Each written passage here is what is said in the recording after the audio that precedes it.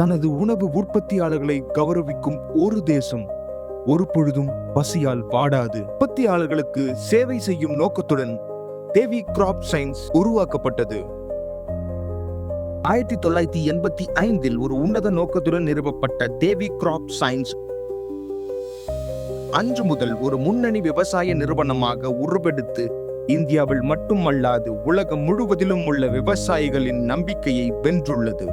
கிட்டத்தட்ட 4 தசாப்தங்களாக தரம், ஆராய்ச்சி மற்றும் புதுமை ஆகியவற்றை அதன் அடையாளமாக கொண்டும் விவசாயிகளின் முன்னேற்றத்தை அதன் மிக உயர்ந்த முன்னுரிமையாக கருதி கொண்டும் தமிழ்நாட்டின் பட்டால்குண்டத்தில் ஒரு அதிநவீன உற்பத்தி பிரிவு அமைந்துள்ளது. ISO 9001/2015 சான்றளிக்கப்பட்ட தரக்கட்டுப்பாட்டு ஆய்வகம் மற்றும் ஒரு வலுவான ஆராய்ச்சி மற்றும் மேம்பாட்டுத் துறை மூலம் உலக தரம் வாய்ந்த விவசாய பொருட்கள் உருவாக்கப்படுகின்றன. இந்தியா முழுவதும் பரவியுள்ள 16 முக்கிய கிளைகள், 250க்கும் மேற்பட்ட நிபுணர்களை கொண்ட குழு மற்றும் 7000க்கும் மேற்பட்ட நேரடி விற்பனையாளர்கள் வலையமைப்பு ஆகியவை லட்சக்கணக்கான விவசாயிகளுக்கு சேவைகளை வழங்கி வருகின்றன. தேவி கிராப் சயின்ஸின் ஒரு முதன்மையான தயாரிப்பான ஒரு புதுமையான தீர்வு பூம் ஃப்ளவர்.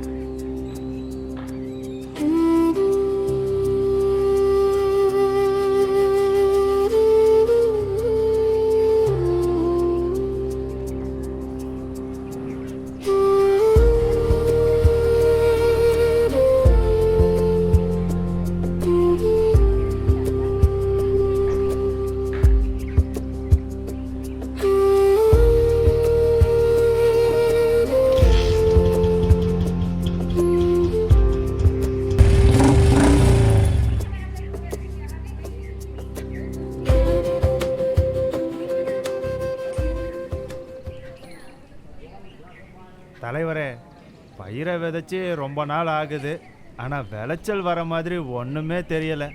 தலைவரே, என் வயல்லையும் இதே நிலை தான் தலைவரே. தாவரங்கள் பச்சையா இருக்குது, ஆனா அதோட வளர்ச்சி ரொம்ப மெதுவா தெரியுதே. இப்படியே போச்சுன்னா விளைச்சல் எப்படி இருக்கும்னு யோசிக்க கூட முடியல. தயவு செஞ்சு எனக்கு சில நல்ல ஆலோசனைகளை சொல்லுங்க தலைவரே. தலைவரால் என்ன சொல்ல முடியும்? அவருடைய வயலும் நம்ம வயல் போல தானே இருக்கு. அவருக்கு தெரிஞ்சிருந்தா அவர் முதல்ல தான் வயலை சரி செஞ்சிருப்பார் இல்லையா? டீலர் ஐயா, நான் எல்லா உரங்களையுமே பயன்படுத்தி பார்த்துட்டேன்.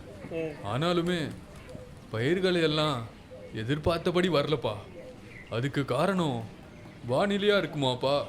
ஆமாண்ணா, அதுவும் ஒரு காரணம் தான்.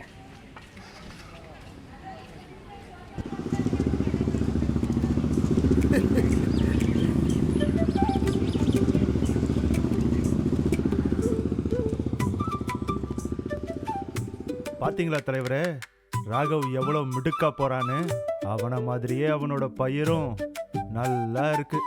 ஆமா, அவருடைய பயிரும் எங்களுடைய பயிரும் ஒரே கட்டத்தில் தான் இருக்கு. ஆனா அவருடைய செடி ரொம்ப நேரா வளர்ந்துருக்கு. ஆமா, இலையோட நிறமும் நல்லா இருக்குது. அப்புறம் மகசூல் எங்க வயலோட நல்ல சிறப்பா இருக்கு. வேறுபாடு அவ்வளவு தெளிவாவா தெரியுது? அட ஆமா தலைவரே, அதனாலதான் இந்த ஊர்ல எல்லாரும் ராகவோட வயலை பத்தி பேசிக்கிட்டே இருக்காங்க. டீலர் ஐயா, நீங்களும் வாங்க, அது என்னன்னு பார்ப்போம்.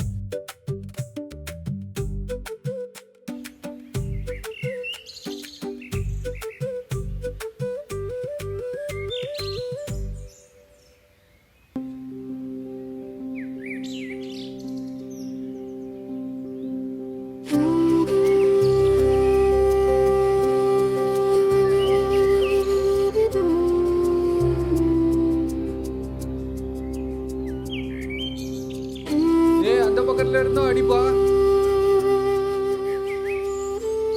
ஏ ராகவ். அட தலைவரே, வாங்க. வரோம் வரோம், வாங்க டீலர் ஐயா.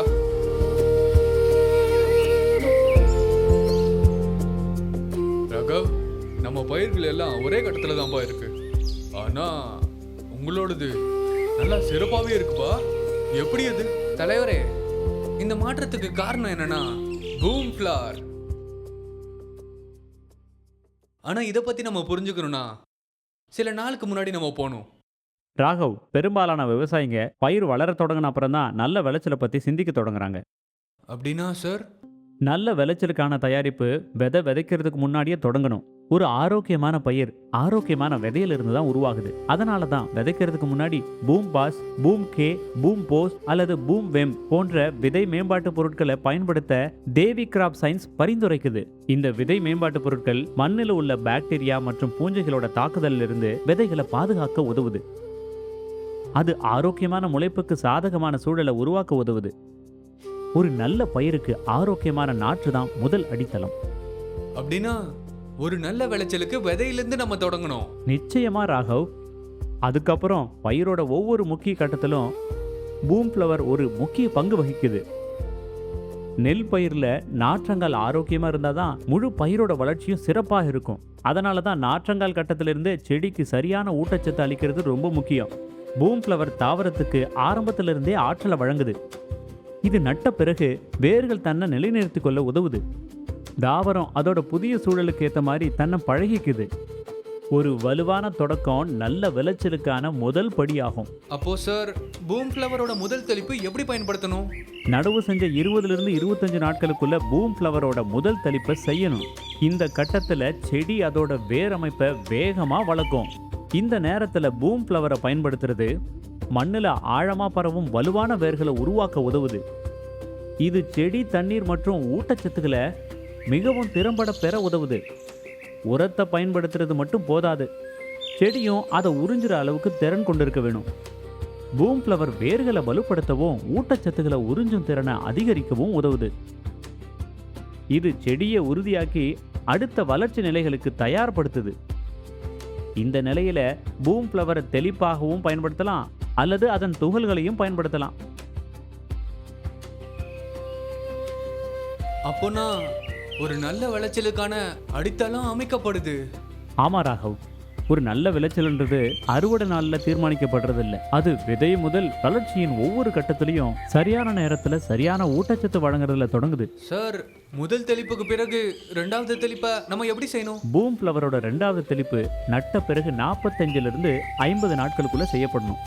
இந்த நிலையில செடியோட வளர்ச்சி வேகமா இருக்கும், மேலும் அதோட ஊட்டச்சத்து தேவைகளும் கணிசமா அதிகரிக்கும். இந்த நேரத்துல பூம் ஃப்ளவரை பயன்படுத்துறது செடியை வலிமையாக்குது, இலை வளர்ச்சி மேம்படுது மற்றும் மிக முக்கியமாக அதிக தளிர்கள் வெளிவர ஊக்குவிக்குது. ஒவ்வொரு மொட்டும் எதிர்காலத்துல ஒரு கதிரா மாறக்கூடிய திறனை கொண்டுள்ளது. அதனால தான் நல்ல விளைச்சலுக்கு இந்த நிலையில அதிக விளைச்சல் தரும் மொட்டுகளின் வளர்ச்சி மிகவும் முக்கியமானது. அப்போனா சார், இந்த நிலையில தோன்ற மொட்டுகளே இறுதியில் விளைச்சலை நிர்ணயிக்கும்னு சொல்றீங்க? கண்டிப்பா ராகவ். அதனால தான் இந்த கட்டத்தை ஒருபோதும் புறக்கணிக்க கூடாது. அதுக்கப்புறம் சார், நட்ட பிறகு 70லிருந்து 80 நாட்களுக்குள்ள பூம் ஃப்ளவரின் 3வது தெளிப்பு செய்யப்படணும். இந்த கட்டத்தில் தான் நெல்மணிகள் எல்லாம் பாலால் நிரம்ப தொடங்கும். இந்த நேரத்தில் செடி சரியான ஊட்டச்சத்தை பெற்றா நெல்மணிகளோட வளர்ச்சி மேம்படும். இந்த கட்டத்தில் நெல்மணிகளோட வளர்ச்சிக்கும் பூம் ஃப்ளவர் உதவுது. இது பக்குவமடையாத மற்றும் இலகுவான தானியங்களின் எண்ணிக்கையை குறைக்க உதவுது மற்றும் நிரம்பிய தானியங்களோட வளர்ச்சியை ஊக்குவிக்குது. இதன் மூலம் பயிரின் தரத்தை மேம்படுத்த உதவுது.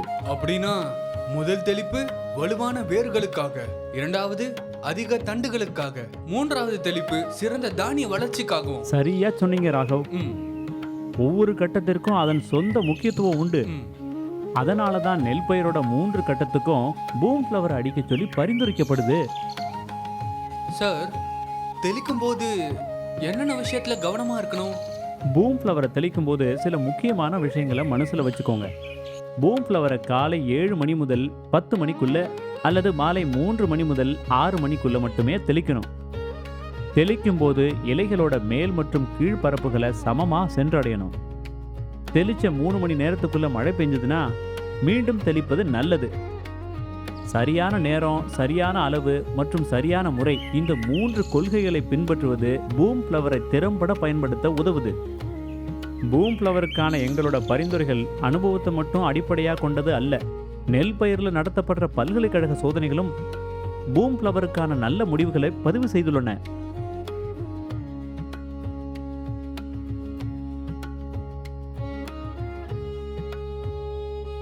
இந்த சோதனைகளில் தாவர வளர்ச்சி, வேர் வளர்ச்சி, ஊட்டச்சத்து பயன்பாட்டு திறன், மொட்டு வளர்ச்சி மற்றும் விளைச்சல் அதிகரிப்பு போன்ற அம்சங்களில் சாதகமான முடிவுகள் பதிவு செய்யப்பட்டன. எனவே பூம் ஃப்ளவர் அறிவியல் பூர்வமாக சோதிக்கப்பட்டு அதன் முடிவுகளோட அடிப்படையில் இது ஒரு நம்பகமான தாவர ஆற்றல் ஊக்கி மற்றும் விளைச்சல் அதிகரிப்பான் என விவசாயிகளுக்கு பரிந்துரைக்கப்படுது. நடவு கூட கட்டத்தில் பூம் ஃப்ளவரை தெளிப்பாக பயன்படுத்தலாம். பின்னர் செடியோட வளர்ச்சியின் ஒவ்வொரு கட்டத்திலையும் அதற்கு தேவையான ஊட்டச்சத்து கிடைப்பதை உறுதி செய்ய அதன் 3 வளர்ச்சி நிலைகளிலும் இதை பயன்படுத்தலாம். ஏதாவது ஒரு காரணத்துக்காக முதல் கட்டத்தில் பூம் ஃப்ளவரை பயன்படுத்த முடியாமல் போனால் கவலைப்பட தேவையில்லை. 2ஆம் கட்டத்திலிருந்து நீங்கள் பூம் ஃப்ளவரை பயன்படுத்தலாம். வேறு வார்த்தையில் சொல்லணும்னா செடியோட வளர்ச்சியின் எந்த ஒரு கட்டத்திலையும் அதன் குறிப்பிட்ட தேவைகளுக்கு ஏற்ப நீங்கள் பூம் ஃப்ளவரை பயன்படுத்தலாம். ரொம்ப நன்றி சார்.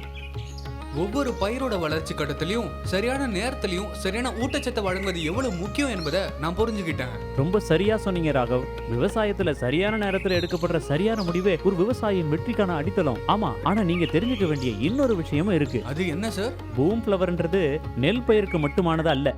பூம் ஃப்ளவரை நெல்லோடு சேர்த்து மிளகாய், வாழை, தக்காளி, எலுமிச்சை, திராட்சை, மாம்பழம், பப்பாளி, பருத்தி, சோளம், சர்க்கரைவள்ளி கிழங்கு, பல்வேறு காய்கறிகள், பழப்பயிர்கள் மற்றும் பல தோட்டக்கலை பயிர்கள் ஆகியவற்றோட பயன்படுத்தலாம். இது தாவர வளர்ச்சிக்கு உதவும் ஒரு நம்பகமான தாவர ஆற்றல் ஊக்கி மற்றும் விளைச்சல் அதிகரிப்பான் ஆகும். இதனால தான் பூம் ஃப்ளவர்ன்றது தேவி கிராப் சயின்ஸ் நிறுவனத்தோட ஒரு சிறந்த பயிர்களுக்கு ஊக்கியாகவும் விளைச்சல் அதிகரிப்பதாகவும் செயல்படுது. இப்ப புரியுது ராகவ். இது பலதரப்பட்ட பயிர்களுக்கு உந்துதலாகவும் விளைச்சல் அதிகரிக்கிறதுக்கும் செயல்படுது. பயிரோட ஒவ்வொரு வளர்ச்சி நிலைகளையும் சரியான நேரத்துல நீங்க பூம் ஃப்ளவரை பயன்படுத்திருக்கிறதுனால உங்க அறுவடையில இந்த வித்தியாசத்தை பாக்குறீங்க. ஆமா ராகவ், நாங்க எல்லாரும் பயிர் வளர்ந்த அப்புறம் தான் நினைக்கிறோம். ஆனா நீங்க ஆரம்பத்துல இருந்தே ஒவ்வொரு கட்டத்திலையும் சரியாக நீங்க கவனம் செலுத்துறீங்க. நான் ஒரு விஷயத்த மட்டும் தான் பண்ண தலைவரே. சரியான நேரத்துல சரியான வழிகாட்டுதல பின்பற்றினேன். ராகவ், இன்னைக்கு நீங்க எங்க எல்லாருக்கும் மதிப்புமிக்க பாடத்தை கத்து கொடுத்துருக்கீங்க.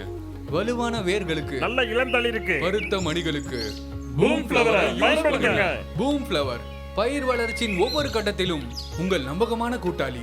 பூம் ஃப்ளவரை பயன்படுத்தி மகசூலை பெருக்கிடு.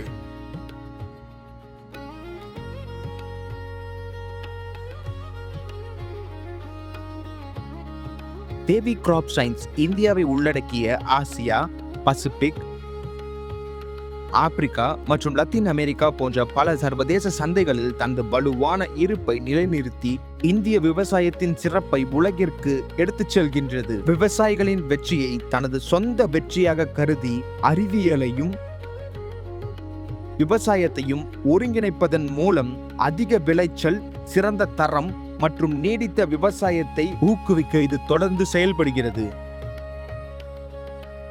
தேவி கிராப் சயின்ஸ் கிட்டத்தட்ட 4 தசாப்த கால நம்பிக்கை, ஒரு நம்பகமான பெயர்.